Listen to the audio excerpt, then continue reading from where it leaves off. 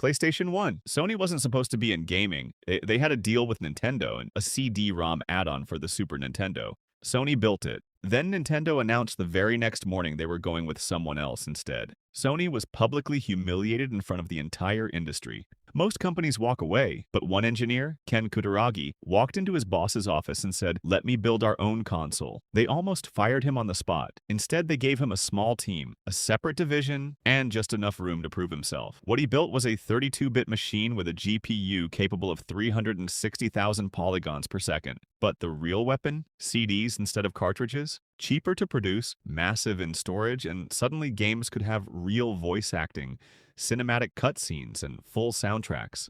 Developers who were tired of Nintendo's strict licensing rules saw PlayStation as freedom. They all came running. Japan. December 1994. Sony shipped 100,000 units, gone in hours. North America. September 1995. At E3, Sony walked on stage, said $299 into the microphone, and walked straight off. Sega's Saturn was $399. Nintendo's N64 was still a year away. PlayStation had already won before the real fight even started. Then came the games. Final Fantasy VII moved to PlayStation and made millions of people cry over a video game character for the first time. Metal Gear Solid proved games could tell stories like Hollywood films. Resident Evil invented an entire genre and scared people so badly some returned it to stores. Crash Bandicoot, Tekken 3, Tony Hawk's Pro Skater, Gran Turismo, Tomb Raider, Castlevania, Symphony of the Night. Over 7,900 games released on one single console, a library so deep nobody has ever fully explored it. By the end, 102 million units sold, the first console in history to ever cross 100 million. It outsold the Nintendo 64 2-1. It made gaming cool for adults. It changed who made games, who played them, and what stories they dared to tell. Every PlayStation that came after, every modern console you own today, all of it traces back to one betrayal at a trade show in 1991.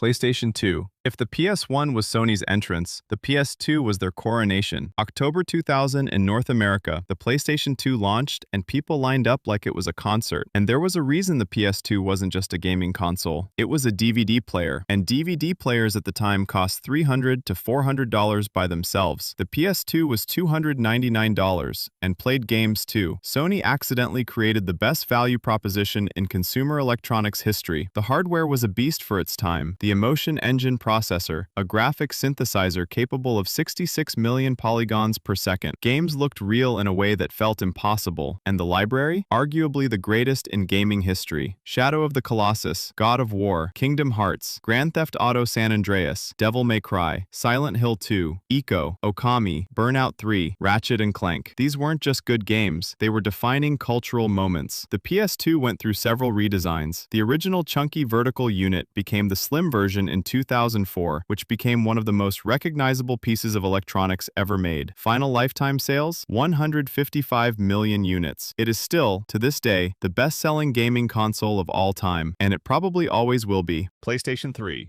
Sony came into the PS3 era as champions. PS1 changed gaming. PS2 was the best-selling console of all time. They were untouchable. Then they launched the PS3 for $599 and forgot everything they learned. 2006 Xbox 360 had a year head start. The price was brutal. Ken Kutaragi himself told people to work extra jobs to afford it. That quote did not age well. For the first time in PlayStation history, they were losing. The hardware was genuinely brilliant. The cell processor was years ahead of its time. It included a Blu-ray player that single-handedly won the format war against HD DVD. But nobody cared about specs when the price felt like a punishment. Recovery was slow. The PS3 Slim arrived in 2009. Smaller, cheaper, smarter. Then the exclusives hit. Uncharted, The Last of Us, God of War 3, Heavy Rain, Little Big Planet. Games that proved PlayStation could still tell the best stories in the industry. 87 million units sold by the end. Behind PS1, behind PS2, but respectable. The real legacy of PS3 isn't the sales number, it's the lesson. Sony remembered every painful moment of that launch when they built the PS4 and came back harder than ever. Sometimes the stumble is the most important part of the story. PlayStation Vita was beautiful. Dual analog sticks, an OLED screen, front and rear touch surfaces, a powerful processor. It was everything the PSP wasn't. Technically, it was one of the most impressive handhelds ever built. But Sony made one critical mistake: proprietary memory cards.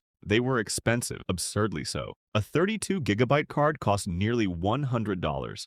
And without affordable storage, the library struggled to grow. Then Sony kind of stopped supporting it. Third-party developers drifted away. The Vita became a haven for indie games and Japanese RPGs. Not a bad place to be, but not the mainstream powerhouse it could have been. Die-hard fans will tell you the Vita had some of the best games you've never played. Persona 4 Golden, Gravity Rush, Tearaway, Danganronpa. It was ahead of its time in ways that feel obvious looking at the Nintendo Switch today. It sold around 16 million units. Sony's biggest stumble in the handheld space, and it convinced them to exit portable gaming entirely for a while. PlayStation 4 came into 2013 with something to prove. PS3 was a stumble. Expensive, complicated, humbling, and Sony knew it. So they did something simple. They listened. February 2013. Sony took the stage and spent the entire event talking about one thing. Gamers, no celebrities, no gimmicks. Just, we heard you. Here is what we built. The PS4 launched at $399, $100 less than Xbox One. Standard hardware that developers could actually work with easily. 8 gigabytes of RAM, a share button on the controller so you could broadcast your gameplay instantly. Simple, clean, focused. Then at E3 2013, Sony released a video showing how to share games on PS4. Just 2 people handing a disc to each other. That was the entire video. A direct shot at Xbox's restrictive DRM policies. The internet lost their minds. Xbox never recovered that generation, but hardware and price only get you so far. The game sealed it. Bloodborne, one of the hardest, most rewarding games ever made. Horizon Zero Dawn, a brand new IP that sold millions and launched a franchise overnight. God of War 2018, a reimagining so good it won Game of the Year and made grown adults emotional over a father and son cutting down Norse gods together. Marvel Spider-Man, The Last of Us Part 2, Ghost of Tsushima, Persona 5, game after game after game that felt like events. Not just products, moments. The PS4 Pro arrived in 2016 bringing 4K gaming. The PS4 Slim made it affordable for everyone. Sony covered every type of gamer at every price point. By the end, 117 million units sold. Second best-selling console in history behind only the PS2. They came in needing to prove something and proved everything. PS3 taught Sony humility. PS4 is what happens when a hungry company remembers why they started. PlayStation 5, November 2020. A global pandemic, supply chains in chaos, and Sony releases the PS5. The design was polarizing, but white and black, massive asymmetric curves. It looked like a router designed by a sci-fi director. People either loved it or laughed at it, but what was inside was undeniable. The DualSense controller changed everything. Haptic feedback that lets you feel rain, tension, and terrain through your hands. Adaptive triggers that push back when you draw a bow or press a gas pedal. It wasn't a gimmick, and it was a new dimension of immersion. The SSD was revolutionary. Load times that used to be 30 to 60 seconds dropped to under 2. Games were designed around that speed. Ratchet and Clank. Rift Apart used it to load entirely different dimensions mid-gameplay, but the launch was rough for different reasons. Not the console, but the stock. Scalpers bought units by the thousands using bots. For over a year, getting a PS5 at retail was nearly impossible. By 2024, supply normalized and the PS5 Slim launched, smaller, lighter, with a detachable disk drive option. Key titles: Demon's Souls, Returnal, Ratchet and Clank, Rift Apart, Spider-Man 2, Final Fantasy 16, Astro Bot, which many consider one of the best platformers ever made. The PS5 has now crossed 70 million units sold and is still going strong.